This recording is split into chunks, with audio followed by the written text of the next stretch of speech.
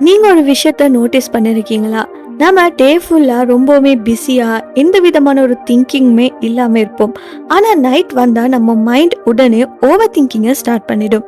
So இது ஏன் நடக்குதுன்னா, டே டைம்ல பார்த்தீங்கன்னா நம்ம பிரெயின் ஃபுல்லா டிஸ்ட்ராக்ஷன் மோட்ல இருக்கும். ஒர்க், ஃபோன், பேசுறது, ஸ்க்ரோலிங்னு சொல்லி டீப் தாட்ஸுக்கு டைமே எடுக்காம இருக்கும்.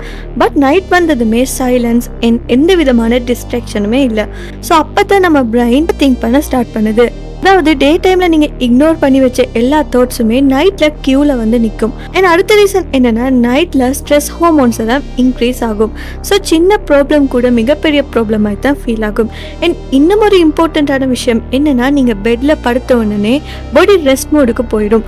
ஆனா மைண்ட் இன்னுமே ஆக்டிவ்ல தான் இருக்கும். ஸோ அதனால தான் ரெண்டுமான மெமரிஸ், ரிக்ரெட்ஸ், ஃபியூச்சர் worries இதெல்லாம் ஃபுல் ஸ்பீட்ல நம்ம மைண்ட்குள்ள ஓடிக்கிட்டே இருக்கும். ஸோ ஓவர் திங்கிங் நைட்ல வருதுன்னா அது வீக்னஸ் கிடையாது, அது உங்க பிரெயினோட ப்ராசஸிங்.